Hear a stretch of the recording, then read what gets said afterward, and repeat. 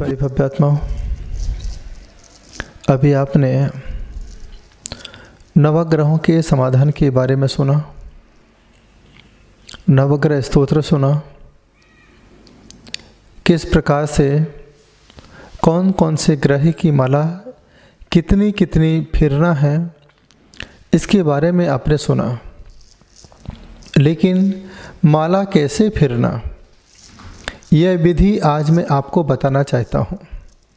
जीवन में हिंदू धर्म हो, बौद्ध धर्म हो, अपना जैन धर्म हो, इस धर्म में माला को सबसे ज़्यादा महत्व दिया गया है। बिना माला के कोई भी अनुष्ठान पूर्ण नहीं होता है। हर अनुष्ठान के समापन में माला जाप की जाती है। अब आप देखिए माला कैसी हो, किस प्रकार की हो, तब जाके माला का अपने जीवन पर प्रभाव पड़ सकता है। ऐसा कहते हैं कि सबसे अच्छी माला सोने की माला होती है, क्योंकि कहते हैं शेरनी का दूध हमेशा सोने के पात्र में ही ठहरता है। तो जो स्वर्ण की माला से जप करता है उसे असंख्यात गुना पुण्य प्राप्त होता है।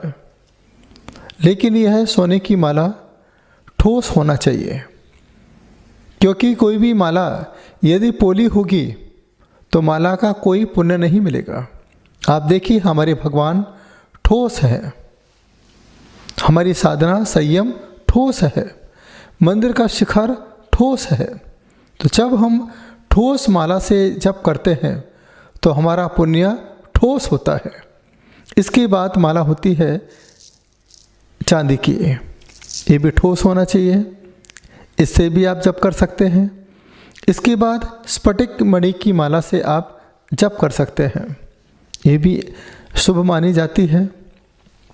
इसके बाद आप जाप करें तो जाप करने के लिए कमल गट्टे की भी माला मानी जाती है। यदि अपने पास कुछ नहीं है तो कच्चे धागे की, जिसे सूत कहते हैं, सूत की माला से भी आप जप कर सकते हैं। हिंदू संप्रदाय में रुद्राक्ष की मालाएं होती हैं, एक मुखी, दो मुखी, तीन मुखी, चार मुखी आदि आदि मुखी रुद्राक्ष की मालाओं से जप करते हैं। लेकिन जैन धर्म कहता है कि उत्तम जब माला से जाप करते हैं तो उसका फल उत्तम प्राप्त हुआ करता है। तो यहाँ पर हम माला के बारे में ग्रहों के साथ, यदि आपके पास मूंगा की माला है, मंगल के लिए आप जाप करें, पुखराज की माला है, गुरु के लिए जाप करें, माणिक की माला है, सूर्य के लिए जाप करें। यदि पन्ना की माला है तो आप बुध की जाप करें, डायमंड से जुड़ी हुई माला है आप शुक्र की जाप करें, नीलम की माला है आप शनि की जाप करें, यदि गोमेद की माला है राहु की जाप करें, लहसुनिया की माला है तो आप केतु की जाप करें। मन की शांति के लिए चंद्रमा के लिए आप चांदी या स्फटिक की, हम लोग मोती की सलाह आपको नहीं देते हैं। मोती अपने आप में इस समय अशुद्ध आ रहा है, सीप को काट करके मोती निकाले जाते हैं।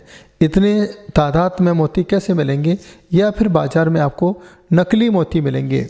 इसलिए मेरा आपसे यही कहना है कि आप माला पूरे मन के साथ, अच्छी धातु रहेगी, अच्छा भाव रहेगा, अच्छा प्रभाव आपके जीवन में पड़ सकता है।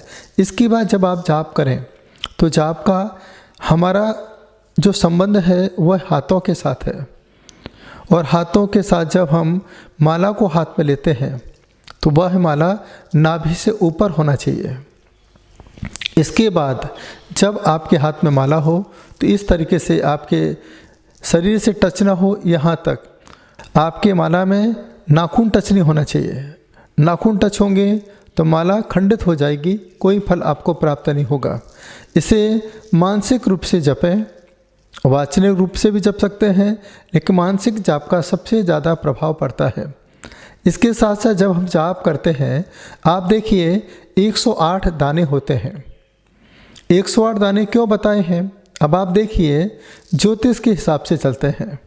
ज्योतिष के हिसाब से कहते हैं कि यहाँ पर 12 राशि हैं और 9 ग्रह हैं। जब हम 12 का गुणा 9 में करते हैं तो कितना हो जाता है? 108। दूसरी मजे की बात है, नक्षत्र कितने होते हैं? 27। चरण कितने होते हैं? 4। जब 27 का गुणा हम 4 में करते हैं तो कितना हो जाता है? बोलिए कितना होता है? 108। इसके बाद हम चलते हैं, जैन धर्म में कहते हैं कि हम हर दिन 108 प्रकार के पाप करते हैं। संरंभ, समारंभ, आरंभ 3, मन वचन काय 3, कृत कारित अनुमोदना 3, क्रोध मान माया और लोभ 4। 3 का गुणा 3 में करेंगे 9 होगा, फिर 9 का गुणा 3 में करेंगे 27 होगा। इसके बाद 27 का गुणा क्रोध मान माया और लोभ में करेंगे तो 108। 108 प्रकार के पाप हर दिन करते हैं। कोई भी काम करें, भोजन बनाते समय, व्यापार करते समय, पढ़ते समय, कोई भी हम काम करते हैं तो हमारे जीवन में 24 घंटे में 108 प्रकार के पाप कई बार हो जाते हैं। इसलिए पापों के प्रायश्चित के लिए बताई जाती है माला। जो व्यापार को बढ़ाना चाहते हैं, जो मालदार होना चाहते हैं, वो भी माला करें। मुंबई के अंदर आप देखिए, यहाँ पर हर व्यक्ति माले में ही रहता है। कोई 5वें माला, कोई 6वां माला, कोई 7वां माला, कोई 18वां माला, 20 माला, 25 माला, 40 माला, इतने माले पे रहते हैं। यहाँ पर फ्लैट को माला कहते हैं, क्योंकि यहाँ कौन रह सकता है? मुंबई में फ्लैट कौन खरीद सकता है? जो माल होता है वही फ्लैट खरीद सकता है। अब आप देखिए, आपको माल होना है ना, तो आपको माला फेरना होगी, क्योंकि आप बोलिए माल आ माल आ माल आ माल आ माल आ माल आ माल आ, इसका नाम क्या है? माला। इसीलिए मैंने आपसे कहा कि मंत्र जाप जब पूरे मन के साथ करेंगे तो आपको सब कुछ अपने आप अनायास प्राप्त होता जाएगा। इसके साथ प्लास्टिक की माला से कभी जाप नहीं करना, कांच की माला से भी कभी जाप नहीं करना। जो भी आज आपको मोती के माला दी जा रही है, वह प्लास्टिक के रूप में, कांच के रूप में आपके परोसी जा रही है। आप इन मालाओं से सावधान रहें। अब माला जब आप करें, 108 दाने होते हैं। 3 हैं सुमेरु, ये सम्यक दर्शन, सम्यक ज्ञान और सम्यक चारित्र। जब कभी आप जाप करें, यदि आपको लग रहा है आत्म शांति के लिए, अंगूठे पर रख के जाप कीजिए, मोक्ष प्राप्ति के लिए। इसके बाद जिनका गुरु कमज़ोर है वह इस उंगली पर रख के जाप करें। आदेशात्मक जीवन जीने के लिए इस उंगली पर रख के जाप करें। इसके बाद मध्यमा उंगली, ये सबसे बड़ी है, शनि की उंगली है। इस मंत्र उंगली पर रख के आप जाप करें अपने कार्य की सफलता के लिए। इसके बाद अनामिका उंगली पर रख के जाप करने से औपचारिक जाप होती है। चूड़ामोकार की माला, आदि ओम ह्रीम नमः की माला। इसके बाद यदि कोई व्यक्ति आपसे दूर है, उसे बुलाना चाहते हैं, रूठा है, आप लास्ट वाली उंगली पर रख कर के आप मंत्र जाप कीजिए, आपको अपने आप ही लाभ प्राप्त होगा। इतना ध्यान रखें, माला जपते समय इस सुमेरु को लांगे नहीं। यदि आपने माला पूरी कर ली है, यहाँ पे पूरी हो गई है, ऐसे नहीं जपने का, ऐसे आपको माला घुमा देने का। इतना आपको ध्यान रखना है। माला अगर आप ऐसा करके आगे बढ़ेंगे तो सुमेरु को लांग जाएंगे, उल्लंघन हो जाएगा, तो माला का भी प्रभाव कम होगा। तो आपको सुमेरु को लांगना नहीं है, पूरे मनोभाव के साथ, तन्मयता के साथ ऐसे माला पूरी होने के बाद ऐसे आप घुमाते जाइए। आप देखिए घुमा रहे, ऐसे डायरेक्शन में आपको माला घुमा के पूरी करना है। इसके साथ साथ जब आप माला करें तो माला करते समय सबसे पहले पूर्व दिशा, जो एनर्जी बढ़ाना चाहते हैं पूर्व दिशा की ओर, व्यापार में आगे बढ़ना चाहते हैं उनके लिए उत्तर दिशा की ओर। बच्चे हमेशा पूर्व दिशा में मुँह करके जाप करें। व्यापारी जब भी जाप करें उत्तर दिशा में मुँह करके जाप करें।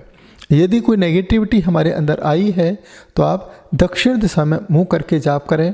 यदि कोई व्यक्ति आपको बहुत परेशान कर रहा हो, आप पश्चिम दिशा में उसका नाम लेकर के जाप करें। इस तरीके से आप जाप करेंगे तो आपको जाप का सबसे ज़्यादा प्रभाव पड़ेगा, क्योंकि जाप ही आपको पाप, ताप और संताप से छुटकारा दिला सकती है। यह जाप ही आपके अंदर की शक्ति को जागृत कर सकती है।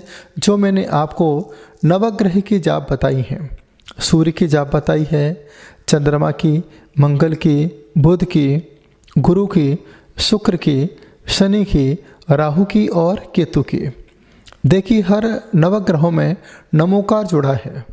यदि हम नमोकार की ही जाप कर लेते हैं तो नवग्रहों का समाधान अपने आप हो जाता है। इसलिए तो रविंद्र जैन ने भजन गाया है, नवग्रह जिसके रहे पक्ष में, ओ नवग्रह जिसके रहे पक्ष में, जो जप ले 9 बार, नमोकार नमोकार महामंत्र, नमोकार नमोकार नमोकार महामंत्र, नमोकार। नमो अरिहंताणम, नमो सिद्धाणम, नमो आयर्याणम, नमो वज्रायाणम, नमो लोय सौवशाउणम। इस प्रकार से आप 9 बार मंत्र का जाप करके अपने नवग्रह से छुटकारा पाएं।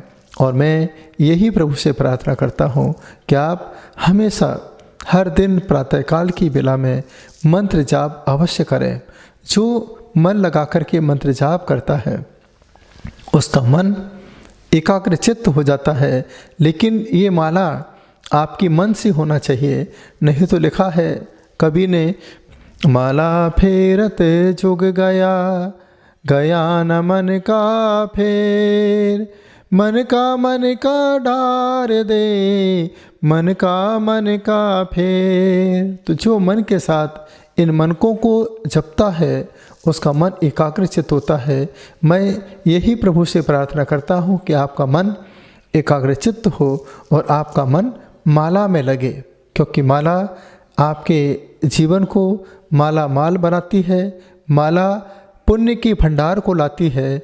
माला से ही मन की सारी मनोकामना पूर्ण होती है और यही माला आपको संसार से संन्यास के मार्ग की ओर ले जाती है।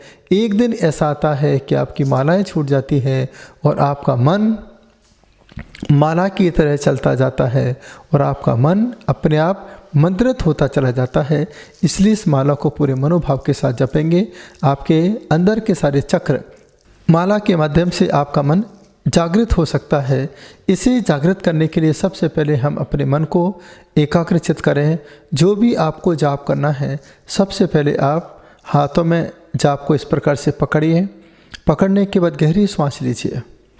गहरी सांस लेने के बाद आप सभी जानते हैं कि हमारे शरीर के अंदर 9 चक्र हैं। 7 चक्रों के बारे में तो आपने सुना है।